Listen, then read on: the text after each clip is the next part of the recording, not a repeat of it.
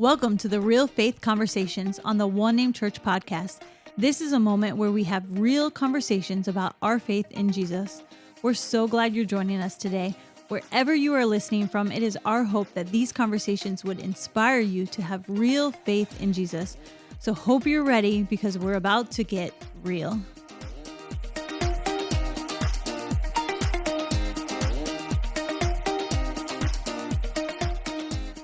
What is up, everybody? Welcome to our Real Faith Conversations here today. We have some special guests with us. We have Pastor Devon and Nat all the way from Boston, and we're excited that they're here with us today. And we're going to dive in and continue to talk about relationships. We've been talking about relationships all month, and we're just going to have, I don't know what we're going to have. Maybe it's just uncensored right here, have some fun, talk about it, dive a little bit deeper here in these next couple moments. So why don't you guys tell us how you met, and just real quick, hey, this is like interesting fact about you or each other. Oh, interesting fact about each other. Yeah, we'll start with that. Devon's not normally that red. He's enjoyed the South Florida sun a little too much. We've been enjoying the sun a lot. We met 12 years ago, almost 13 years ago at church. We were introduced to each other by our childhood besties. And at first it was just friendship. That's all we really cared about, was just developing a friendship. We weren't really interested in each other like that. But the more we got to know each other and serving together and just developing that friendship, I think the chemistry kicked in and we started to become more interested in each other. We tell people we met in church. We fell in love on the dance floor, though. Yes, we both love to dance. To the window. Okay, no. Oh, That my was different gosh. kind of music than that. Yeah, not that. Okay, We good. actually Christian did music? bachata. We did samba and salsa. Our first dance at our wedding was a bachata. That's right. First We dance. should have Wow, had you you can dance salsa? at church. Wow. We love it. This white boy got moves. Come on, Yes, some we fun. does lie, have some bruh. moves. And once we're on the dance floor, you can't get us off. So 100%. People love that.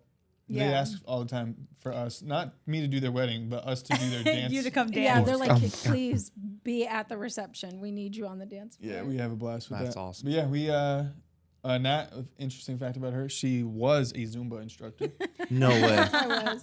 That's fun. Honestly, I was like, she loves the Lord.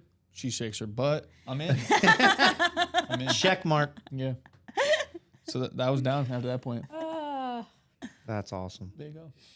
I like Podcast's over. Great, guys. Yeah. I'm just- Great. I You worked learned at a lot. Publix, so in the deli, Bro, slicing we don't have meat. Publix up in Boston. So Publix Oh, we is my gotta take absolute you to favorite. get a pub sub. Pub sub, the chicken tenders. Yes. He loves the Great. chocolate A chip pub sub. cookies. Those Yes. cookies are cocaine. Yes. They lace them with cocaine. They're good. No, I'm not saying I did cocaine. Just got No. that from the tape. Redeemed. Yeah, but yeah, honestly, they're unbelievable. They're crack. Yes. I haven't done should crack So either, good. but I don't know why I Okay, can use just They this. do stop the while you're ahead. they do the free samples for the kids. Yeah, kids So when get you a free take them- cookie at Publix. Did Really? you know that? Yes. Bro. I can't stop eating them. My I don't know what's in kids, it. we live next to Publix, and GMOs? Is that what it is?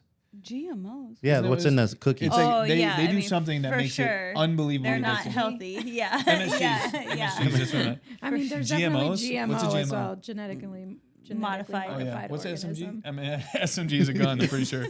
MSG. Madison It's Square like what they Garden. put. Our acronyms No, it's are like off. what they put in the Chinese food. The Yes. like whatever it is Anything that makes it you like feel crave good. it Yeah. more. It's something about it. It's It's a the chemical. addicting Yeah. tendency. Yeah. So relationships. What we really want to talk about today. Yeah. Relationships. We need to get him some Publix cookies. So obviously you guys spoke at One Name Gathering on Sunday, so we'll link that as well for you guys to watch. And you talked about boundaries and all that, and I have some questions about And we that. did We'll the singles get that. event. That was And the fun. singles event, and that was fun. We don't have that recorded. That's secret. So next time What you gotta stays Yeah, there? next time you got to attend. What stays at SOS night stays at SOS. So maybe you can come back next year Yes. and continue it Right. for them. But I think before we get to like the setting boundaries and all that kind of stuff, what would you say has been the key for you guys? Because you've been married, what you said, 16 years? We've been together for 12 years, but married for 10. Married for 10. Yeah. And Okay. decade. Which that's a long time. Most marriages tap out at 7 years because that's when it gets boring and the honeymoon wears off and all that. Like, what would you say has been like the key to that staying power? Longevity. Yeah. I think the belief, one, we don't use the D word. That's a divorce word. We've never used that. We always say we don't believe in divorce. Murder is a different story. So that's definitely a different option. So that's been great. I don't know. What's the key? I feel like we're still figuring that out. We're not I don't know. We perfect, have a but lot of fun together. I think that's one of the reasons why marriage can get so dull is because people just don't have fun anymore. So we're really intentional about laughing together. We try to, Devon is really great and he's very intentional about making sure that we have date nights. When you have young kids, it's hard to do that. Yeah, for sure. On a super consistent date basis, nights but we do it once a month we do we do have getaways a lot. Yeah, we try to do So like 3-4 days, 2-3 days. yeah, like twice a year we try to do that. We love to travel. We work out together. Yeah, We like do a lot of fun stuff. finding hobbies that you can do together, having fun together. I think that's a huge. It's an very much overlooked element to a relationship that a lot of marriages don't incorporate anymore. Yeah. And That's I think good. it's hard when you have kids because your kids become such a big focal point of your daily life that it's really hard to then shift the attention to your spouse. Yeah, we weren't brought into their life. They were brought into ours. And so we wanted to build a life that they revolve around our life, not the opposite. I think you create little narcissists if you do it the opposite route. So I think too, it's really helpful for them to see their parents having fun together. For sure. And having like a really solid relationship because, I'm sure so many people watching the podcast or listening have had the opposite experience growing up where you don't see your parents in love or having fun or just enjoying being together. It's more like they're just roommates who live together. So to be able to do that in front of your kids where you are showing affection, you are having fun together, you are prioritizing quality time together, that sets such a great example for them. Yeah, that's good. huge. What do you like to do with me? Nothing. All right, moving on. No, you guys, you know what I've noticed is that the most fun sides of you come out when you guys are together. Yeah. When we were out together last night, I was like, they are so fun, but you can see that you guys feed off of each other and it like yeah, we were eating magnifies. steak, and then Corey's just blasting Little John in the middle of Wolf's Steakhouse. Or the guy singing, I don't even Sweet know. Caroline. Sweet Caroline. Oh yeah, it was not the vibe. And meanwhile, the You lady changed the behind vibe. us, the lady behind us was just like, "What's going on with those people?" She paid. It's like, for that the guy's Sweet weird, Caroline bro. What's restaurant. going on? The steak. No, And I was would like, "That's say my boy." Come on, let's get lit. I would say ours is kind of similar, but yeah, you go through those seasons like Cadence 2, so we kind of are just now getting out of that like keeping this tiny human alive and like now what do we do fun together? But like we love to go to the park with our kids and You guys ride just went on a bikes and Disney get out cruise, there. I know. That seems sick. obviously like the vacation together. Yes. Whatever. Anything like one thing about our family, like whatever we're doing, we're having fun. Like this is not going to be boring. Like even if it is a boring task, like we're going to have fun doing it. And I think that's something that has gotten us to 16 years that we're really proud of. It's awesome. It's good. It's amazing. That's all you have to Some add. more. Yeah. You I nailed used it. to like to watch movies with Corey, but since becoming a mother, I'm a little bit of a narcoleptic if I go to the movie theater. No, she fall stopped at asleep. Thor: Love and Thunder. There's Although no we going went- on. She does nothing. Although Knows we nothing went about the with a Marvel couple- universe. No, you gotta give me credit though. We went a couple weeks ago to see We went? Avatar. I don't remember. Yes, I was there, bro. Oh, you were Let's there, be yeah. clear about something Like- real quick. Went to 'cause see she just said Avatar. something so disrespectful. Avatar is not in the Marvel universe. Yeah, I don't know thank you. No, what. I'm not trying to go there. I don't know what she's talking Disney. about. I'm not Are you picking the kidding me? universe. I'm just Avatar, establishing Marvel universe. that Thank I you. was That's awake ridiculous. at a 3-hour movie. You did just it. like That is 4 weeks honestly, The movie ago. was that sick, is wasn't an it? accomplishment sick. because I fall Yeah, asleep I mean, too. but I truly like enjoyed my it. purpose in going was for shared time with him. I don't really know what happened in the movie, honestly. What? I mean, I do like I understood it, but that's me. Hey guys, I'm right after the awake. break, we're gonna be working on them with some marriage counseling Yes. right after this. We're gonna but, get some marriage no, we Stay didn't tuned. even. I went. I did the activity. did I great. stayed awake. I was so proud. and of I went to myself. Morgan Wallen and I had a great time. Yeah, see, he had to learn to do my shared No Little activities. John. I went to some country concert. music. There you go. So obviously that's, something about like that staying power. But like, I think there's many out there who like want that, want to be married, want to get in that. Like you said this in Gathering today, you were like, but sometimes our picker is off. So like, how do you reset your picker? How are you looking for somebody? Like, if you're just starting at this ground process and you're like, I want that. How do you get that? I would say I think this is like really practical. So I think you got to clarify your core values. Unfortunately, most people don't clarify their core values, and they're led by their core fears. That's good. It's good. So because they don't have core values, that doesn't help with their decision making. Like I have always used, the clearer the vision, the fewer the options, the easier the decisions. That's good. So if you know where you're headed, like for me, I knew I wanted to be a pastor. I knew I wanted to build a impactful church. I knew what kind of person I wanted to be. I knew because of that, and I had a vision, I knew I couldn't just choose anybody. I had to choose somebody that would fit that mold. And so that's when we talked about in the beginning stages of our relationship, it was like, I don't need a pastor's wife. I need a pastor. I need somebody that can speak, can coach, can mentor, can lead, also understands the weight and the call. And it was intimidating at first for you, but she's really doing it now. Now we get to travel together and speak in different places, which is awesome. So exactly what I saw in my mind is what I see in my life now because I had vision for it. So that to me is like, you have core values such as I knew I was supposed to build the church. I knew what kind of family I desired and wanted. Unfortunately, most people that choose from their core fears. And so it becomes about their insecurity or I feel lonely. And if you're choosing from loneliness, you're always going to choose wrong. Yeah. It's the same thing. You were kind of talking about this, I think, the other day on, people who are thirsty. But if you're constantly thirsty, you'll just take anything that's in front of you that can satisfy a temporary need, but actually can be long-term damage. Yeah. Good. So I think if you choose from core values, and if you don't have your core values, you got to determine those. Write them down, document them. Habakkuk talks about this.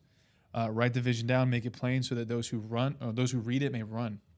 So you got to write down your vision. You got to write down your values. And I would even say some core virtues. So kind of the 3 V's, vision, values, virtues. And when you know what kind of traits you're looking for, virtues, values you have, desires or priorities, and then vision, the desired intended future for my life, I think that's how you can really get better at making clear decisions. Yeah. I would add too that I think once you do determine your core values, that you don't compromise on them, because then I think that's really easy for you to start. We talked about this before, where your preferences end up being more important than your standards. And I think that if you're not, Most people's preferences are most people's preferences are above too high. Yeah, too high. So their standards are not as where it should be. It should Too not low. be higher. Come on, you gotta deliver the line. Babe, I'm not The you. line's fire. I'm not I know that's you. me. Not I you, don't- babe. Preferences I are know. too high and their standards are too low. Yes, thank you. Corey's always like, you got to get fired up. And I'm like, I'm not fired up ever. Devin is just like, let me give you the 3 V's: core values, core virtues, core whatever. And I'm like, It was vision. She messed it up. Yeah, like Come on, somebody. I don't have a Rolodex for mine, so I I just know. can't It's okay. spit all those facts out. Anyway, what I'm saying matters, okay? It does. Your, It does. your Come on. core, I see you. I hear you. I feel you. your core, actually, it was vision. Your core vision for your life, that should not be compromised. Write that down, Elsie. Anyway, keep going. Keep going.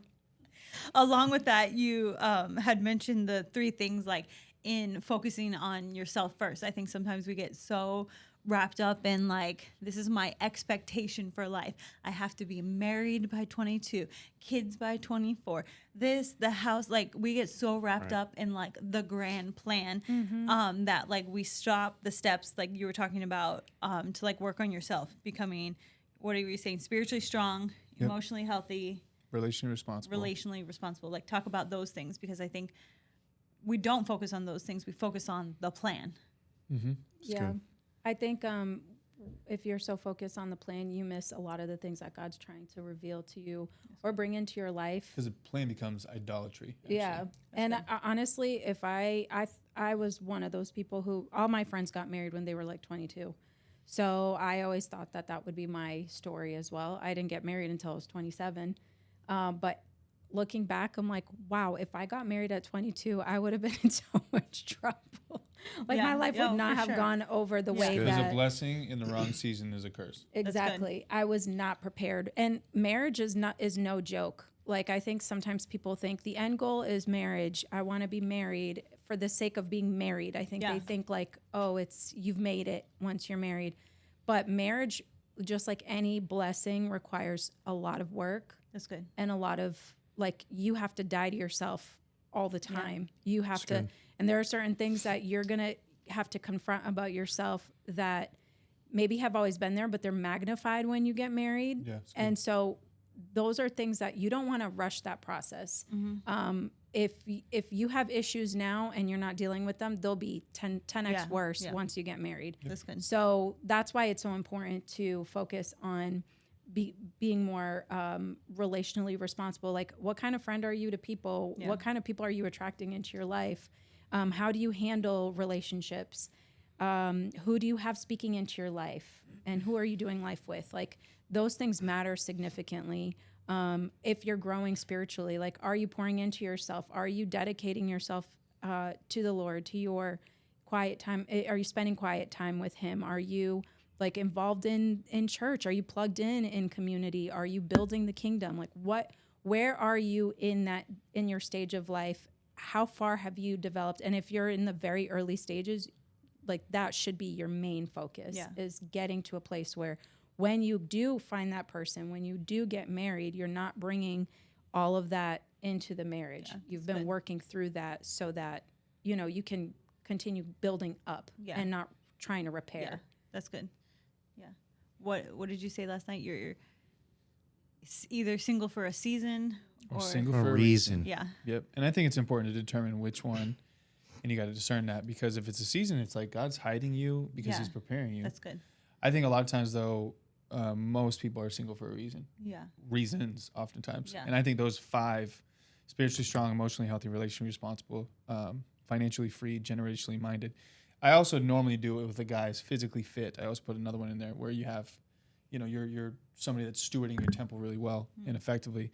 If you can't take care of you, why would God trust you to take care of somebody else? Yeah, Right. that's good. It's good. So it's faithful with little things, you'll Yeah. be faithful with much. Yeah. So unfortunately, though, I think there's a lot of people that say, well, I'm working on me, and they don't know what that means. Yeah. And so it It always has no bothers me. handles to it. Clarity and defining terms is a big Right. deal to me. Yeah. I do it in all my sermons, and I always want to be just clear on what we're talking about. But when people are like, I'm working on me, And then you're like, what are you doing? really what they're meaning is they're just stop doing a bunch of things. They're not doing anything Yeah. new. Right. And I just don't think disengagement is the right move. I think it should be a ton of engagement in Mm-hmm. certain things. So prioritizing God, prioritizing growth, and then even saying goodbye to certain things, I think is going to Yeah. be really important for you in a season where you're growing and working on you. Mm-hmm. Right. So, yeah, I think some people are single for a reason. But I also would say, and I didn't get to do this a ton this weekend, because people think singleness is a curse, and it's not. Yeah. Yeah. Right. Singleness is not a curse, and marriage is also not a right. Yeah. That's good. And so That's that was good. a video we did where marriage is not a right, meaning not everyone's going to get married. Matter of fact, Paul suggests don't get married. Right. Yeah. Because you can actually do more work for the Lord, but because we live in a culture that's obsessed with pleasure, Yeah. making me feel good, Mm-hmm. and we don't live in a culture of purpose, doing what God assigned me to, we have been discipled to where singleness is seen as, okay, you're a lesser than individual, Yeah, which is for not sure. true at all. Not true, right. No. Paul actually says, I wish all of you Yeah. were single like I am. Yeah. I wish all of you would be like me. Why? Because you could devote more time Yeah. to the purposes of God. Yeah. But if you burn with passion, then get married. Yeah. Mm-hmm. So a lot of people just use that to justify, okay, well, I don't really have a lot of self-control, so I want to have sex and I want to get Yeah. married. That's Right. what they want to do. And I'm Yeah. like, that's a horrible translation of what Yeah. that verse actually means. For sure. But I digress. I could go off on that, but No, yeah. Oh, that's really good. I think that's a huge thing to go off. I think something that we encounter a lot is like, one or two things. Like, people desire, like, I feel like they desire marriage because they think it's going to be this perfect picture they of think it's going to fix their companionship. problems. Yes. Which is not true. Well, it's if exposing everyone your loves problems. the concept of anything Yeah. that they don't have, but it's the commitment Yeah. that they're like, okay, what? Absolutely. For sure. But then Like, I also think love a there's dog, this but But flip they're side. cute right there. Yeah. I think you use that analogy. The Yeah. dog's cute, but Yeah. It's a demon, actually. yeah, it's actually a demon, So, or it's a. We love dogs. I don't want the No, we commitment. love No, dogs. I love dogs. Yeah. Just because it's cute doesn't mean it's Just- good. Yeah. Yeah. But then I also think there's this flip side that somewhere along the way, people, culture, whatever, we don't talk about the reality of marriage. Like, and like, this is hard work. This is commitment. This is sacrifice. Like, Or it's more like- complaining. You hear a lot of people in Yeah. marriage like, oh yeah, I was just I'm married, and it's like Yeah. no one wants to get married because they see unhealthy. I like, got to ask my wife. I got to do, I gotta like, get permission, and it's just very like we said, not fun and Yeah. whatever. So it's either that, or it's or it's people Yeah. not understanding like that this is going to take work That's right. and Right. sacrifice and commitment to one another. And I think they get into it with it like, oh, the ring and the wedding is gonna like seal the deal and then we're good to go. So I just think that us married people have a responsibility as we're speaking to people and helping people choose that path to marriage to understand the realities of it. Yeah. I think most people invest in the wedding and not the marriage. That's good. And that's why Come you on. have a beautiful day and you have a damaged marriage. Yeah. So true. Because the priority is like the wedding ceremony Yeah. Yeah. The and event. the day. Yeah. Meanwhile, they didn't put any work into the actual relationship. Yeah. That's So good. I always tell people when they ask me to marry them, I go, okay, listen, I stand before God. I require minimum 2 counseling sessions if I'm going to do it, because I'm going to answer to God one day, not for their marriage, but at least to my ability to prepare them for marriage. for sure. And the goal is it takes 15 minutes to go through the ceremony. I want to talk about for like an hour, 2 hours of what your actual relationship looks like, because most people have this fairy tale version of what marriage actually is, and marriage requires work, like you said. Right. Get married in the backyard, man. Come on. Seriously. We did a wedding that was very low key. It's awesome. I just You think know, the party, you spend all this money. it's amazing how many people have misplaced priorities, Right. where Yeah. they spend so much money on the wedding day and they won't do anything for their marriage. Right. Yeah. Talk about kind of like what you talked about. You hit a little bit of this at SOS night, like some of the things you guys have done to invest in your marriage, like professional counseling. The and- voices. Yeah. The voices you have, like, Good. elaborate on that. Yeah, we did pre-engagement counseling. So we did professional counseling before we even got engaged to just make sure that we were our relationship was heading in that direction. Really, is approval working- before we got engaged. Yeah, and working If we were through gonna get some of the engaged. stuff that we needed Yeah. to work through. But even since then, I mean, we've done like individual professional counseling for ourselves. We have mentors that we meet with. We did we're certified marriage counselors, so we did the course to just learn how to help other people. Yeah. But even through that, we were like, yeah. oh, there's really good things in here that we forgot about that Yeah. we can apply even within our own marriage. And we have other couples that we look up to that we try to model after as well. I think that if you're trying to figure things out all by yourself, you're gonna be stuck on an island, For sure. isolated, and you're not gonna be able to figure it all out. You need people who can right. really help you. Yeah. And I think that there's sometimes people feel, maybe not sometimes, I think it's more common than not, but people feel shame Yeah. to ask for help or Yeah. to admit that their marriage is struggling and Yeah. that it's not doing very well and they don't know what to do about it. A lot of couples will just sit with that and just Yeah. accept, like, this is just my life. This is Yeah. how I have to live. You know, we have to live our lives like this forever. And Right. it doesn't have to be that way. Absolutely. There I don't know is, how anybody could live like that. I don't know either. Right. I'm like, I couldn't. We went through a rough patch right after we had our second child, and it didn't even last that long because we were like, we can't live like this. Yeah. We need this to is figure bad. it out. Yeah. Right. We can't Yeah. if I don't want this to get worse. He didn't want it to get worse, so we were like, we got to resolve this so Yeah. that we can Yeah. get good. in a healthy place. Yeah. Right. No, that's good. I mean, I think it's so important to have voices and models in your life because we can't do this by ourselves. We can't figure it out. It's hard. We're two different people. Right. Yeah. Sometimes it takes somebody else speaking to something that, okay, I didn't see, or that's a blind spot, or, you know, like we've had those voices in our life and people we model because most of us don't have a good model. You know, we only know what we saw, and how Corey's family is totally different than my family. My family's blended. His parents are still together. Like, those are two different models. So the only way for us to align on our model together is to have conversations about that and have people help us and all that fun stuff. Absolutely. Absolutely. You look like you have something to say. You're just agreeing with me. Yeah. You're awesome. Everything I say. Just check. No, like what would you say? Maybe there was an instance in your guys' life where there was a voice of truth, and you didn't listen, and you kind of learned the value. And like, what do you think are some things that get in the way of listening to wisdom? Because I feel like Yeah, I mean, whether you're married or dating. sometimes or we like, don't. Like sometimes we like even just being in the room with you guys. I feel like I'm getting stronger. My marriage is getting stronger because you're like you're with other people Yeah. that are trying to run after God and stuff. So maybe an instance that hey, I had a voice I didn't listen to, or like what was getting in the way of that? Because I think most people listening are like, they go to church, they hear it, or I don't, it's just like, or it's just like, I don't know. I don't know if this is a good question or. No, it's good. But I just think, I think I learned because of ego, pride, insecurity. I was just gonna say that. I think I learned the consequences of not listening to wise counsel as a single. Mm-hmm. And I just made a decision that for the rest of my life I would live with humility. And I think a proper definition of humility matters. So humility is not just the ability to learn, it is the willingness to act. That's good. So humility is putting into practice the things that you were taught. A lot of people good. think humility is, they're asking questions. It's not just asking questions. It's applying the questions that were asked and the answers that you got. So I think living with humility, I always teach people this. You cannot teach somebody something that thinks they know everything. Yeah. So in my youth, when I was a young man, I didn't know what I didn't know.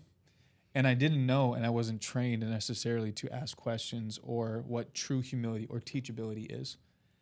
And I paid the price for it with school, certain work relationships, certain relationships, even career for a long time.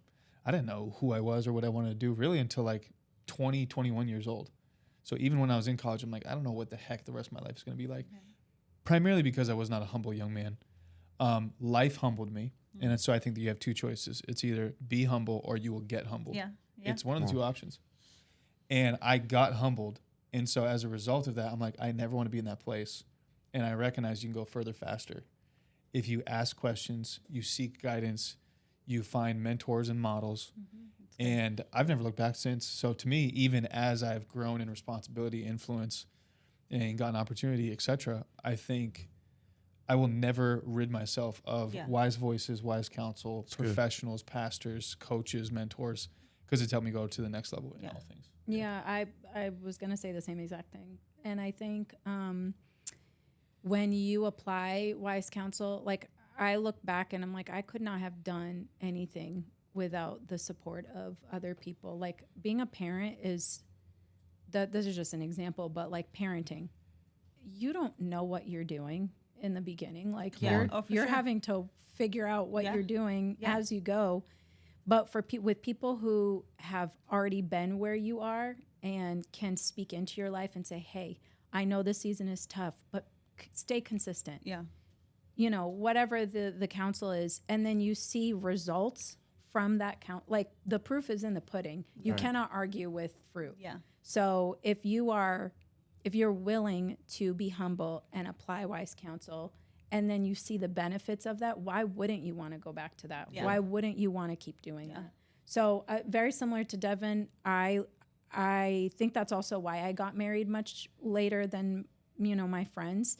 It was because I had to go through that process of really learning the hard way to then eventually understand I can't do this the way I've been doing it. I have to learn from other people. I have to have other people pouring into my life, teaching me, and I have to apply that. Yeah. And once I started doing that, it really taught me how to make wise choices so that, once we got married, started having kids, like all the different seasons that you go through in those stages of life, you're figuring out how to get through it in the best way possible. Yeah, for sure. Because you've already put those things into practice. Yeah.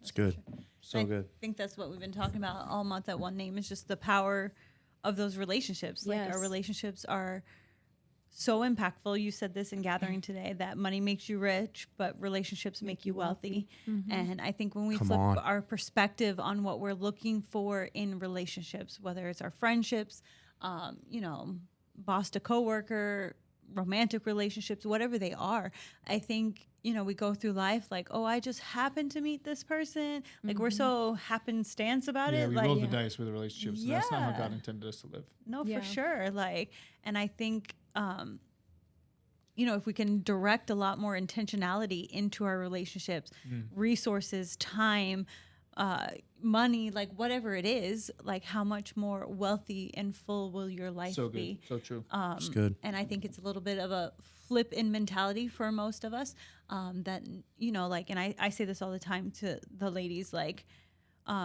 you crave this friendship so much, but you won't text somebody to go to coffee with you.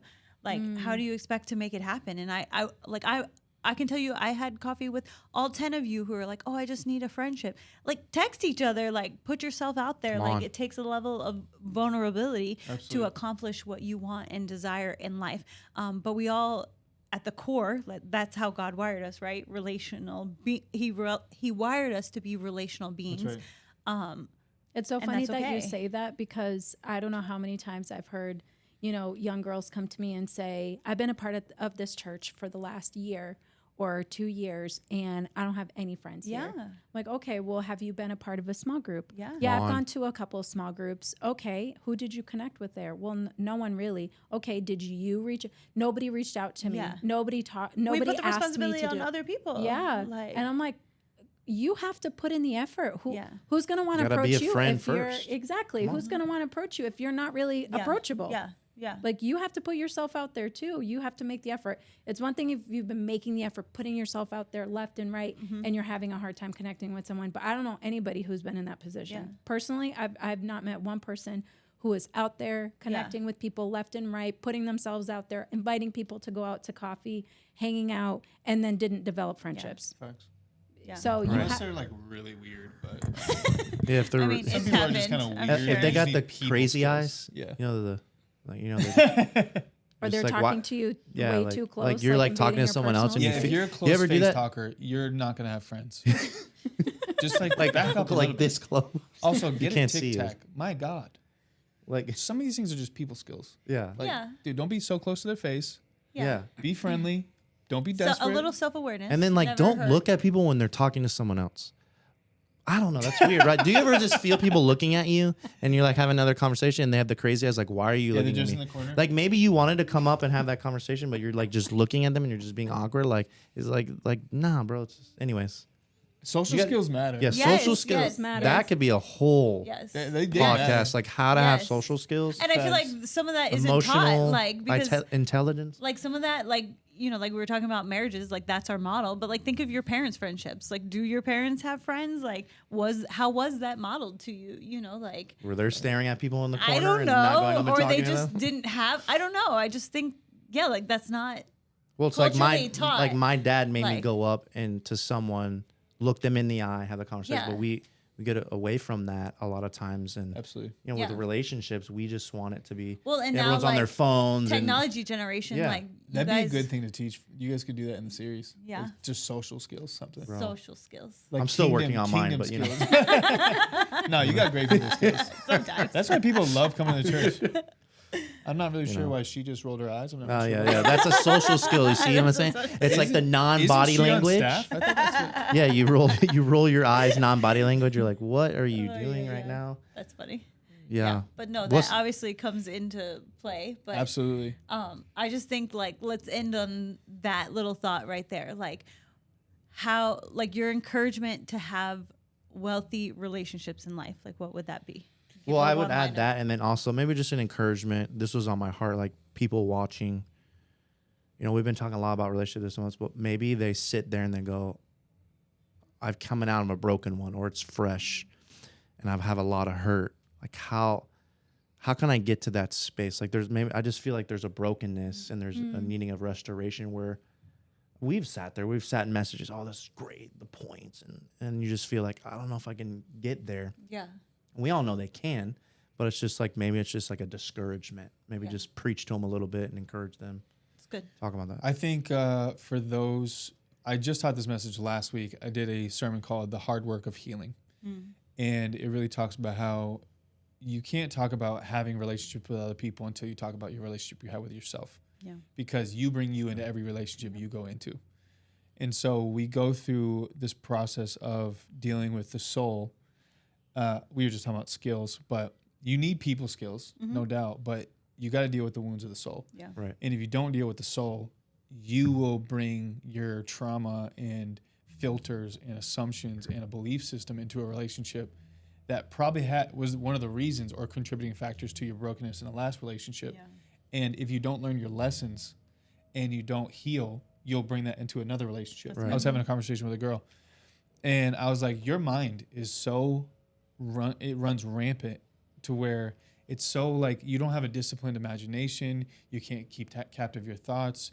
You are going in these rabbit trails that this person's going to do this, and you're just a chronic overthinker. And I'm like, you can't get into a relationship. I forbid you from going into a relationship. Not because I'm trying to control you, but because you will self-sabotage any relationship you go into because your soul is unwell. Yeah. And so I think you have to address the soul first. The soul is the mind, will, emotions, your dreams, and imaginations. It's the makeup of those 5 things. Yeah. It's basically your internal inner world. And because people have an unhealthy soul, they bring that into every relationship dynamic, and it sabotages everything about it. So how do you get there? I would say 3 primary things. How do you find good relationships? 1 is vulnerability, appropriate vulnerability, progressive vulnerability. That's good. Meaning you're not just opening up your heart to anybody right off the bat. You got to test them. Date be careful. 1. Exactly. Yeah. So vulnerability, appropriate.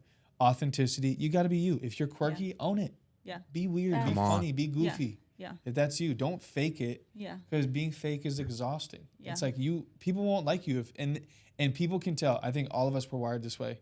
When somebody is not being authentically themselves, you don't want to be around that person. Yeah, for sure. Because you can just tell when they're performing. Yeah. Vulnerability, authenticity, and then intentionality, like you were just saying. I think we have to learn how to stop rolling the dice with all relationships. You have to be intentional. I was having this conversation with this girl at our leadership academy, and she was complaining about how she's been single for so long. And I'm like, are you serious? Because she's like, well, this church has no good guys. Right. You hear that all the time, right? I'm like, you're ridiculous. I said this the other day, but it's not that we don't have good guys. We have great guys. You don't have good eyes. That's the problem. Because you don't have a proper perspective. So I go, there's the guy. I gave her a suggestion, and she's like, I never really thought about him before. He's cute, but I don't think it would work that way. I go, you're telling me you want God to plop this guy right in front of you and then open his mouth and be like, this is your guy. Yeah. Meanwhile, you're in the same church, you're in the same city, in the same church, at the same time, at the same leadership academy, in the same line, eating pasta right next to each other. Come on. And you want God to open up his mouth or your mouth? Are you serious? Yeah. God's done his whole part. He's done. You're right there and you're right That's there. good. You're in line getting pasta. Yeah. Right. And you want him to do another thing? Yeah. After he's placed God is not babysitting. He's God. Right. That's good. He's a good father, but he sets his children up. And if you don't have the proper skills or the soul to accommodate a healthy relationship, you're never going to have one. Yeah. That's good. So good. Come on. Yeah. Good. There you go.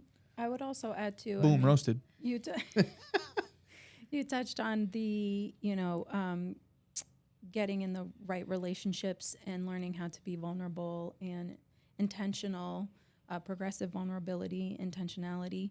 And I mean, the Bible is very clear. It says that, it says in James that when we confess to God, we're forgiven. But then when we confess to each other, there's healing that takes place. That's good. And so we say this at church all the time, life change happens in the context of right relationships.